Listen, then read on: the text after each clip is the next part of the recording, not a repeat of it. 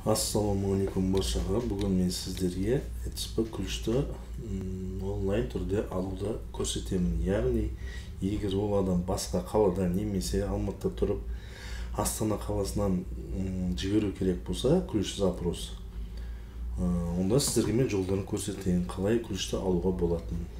Біріншіден, Егов порталды ашасыздар. Ашқан екен білесіздердің пайшағында ETSP күлішті мұны алатын жері мына удаленный дейді ғой. ETSP күлішті басамыз. Одан кейін онлайн ұсынысын тастаймыз.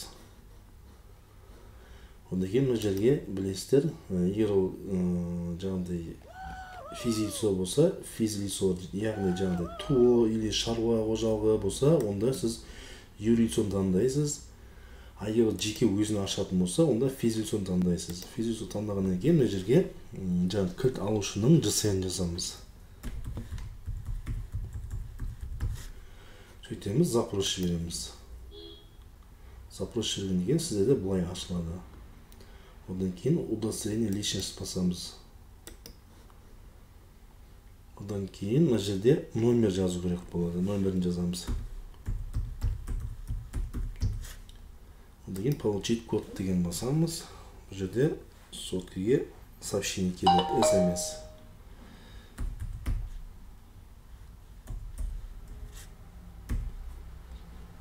Қараңыздар. Ашылған екен, сіздерге мынандай окошко ашылады. Енді бұл окошканы сіздер не істейміз? Суретке түсіріп аламыз. Болмаса скриншот жасайтын программаны скачетіп ұсыным жасаймыз. Мысалы, скриншот программасын мен уже ұсыным жасап қойғанмын. Мына жерде тұр міне. Мына жерде скан деген басамыз, скриншот. Мына бітіп сіз аламыз, оны сохранить етеміз да, рабочий столға қай жерде сізге өздеріңізге оңайлы, сол жерге тастаймыз. Мына тастағаннан кейін біз арнайы мындай нені ашып аламыз, Аспоси деген бар, соны ашып аламыз. Жаңағыдай сканер штрих-код, ол уже фотомен алады да оны. Енді загрузить изображение басамыз да, жаңа рабочий стол тастадық, соны тауып аламыз. Міне, осыны басамыз. Мұны сканер жасап жатыр. Мұны көріңіздер да, мұны. Енді қараңыздар, мына жерде мындай бір ссылка берді. Бұны осыны көшіріп аламыз. Мұны көшіріп аламыз. Осыны копировать етеміз. Осыны жаңағы адам бар ғой, жаңағы нені күлішті алатын адам, Алматыдағы ма или Астанадағы адамның WhatsApp-ына жібереміз оны. WhatsApp-қа жібереміз оны.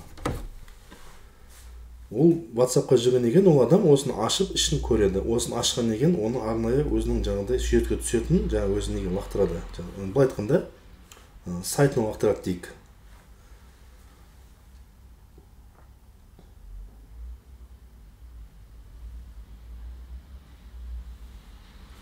Сайтын лақтырғаннан кейін ол адам суретке түседі. Мына жерде мынандай тұр, қараңыздар.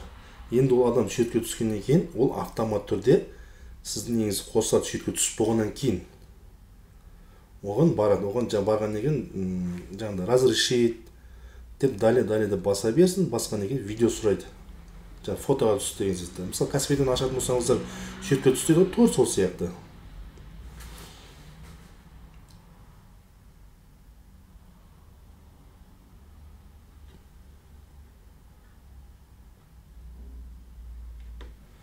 Мен өзім қазір суретке түсіп жүріп жатыр, мен өзім жаңағы басқа қалада сияқты. Міне, көрдіңіздер ме, рұқсат береді.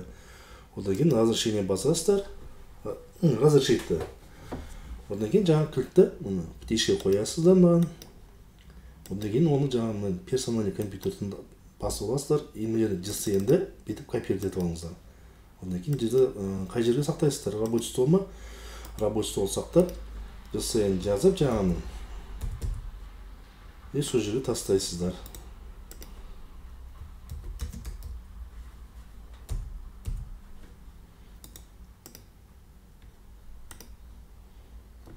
Мен рабочий столға тастадым. Енді подать заявка деген бар.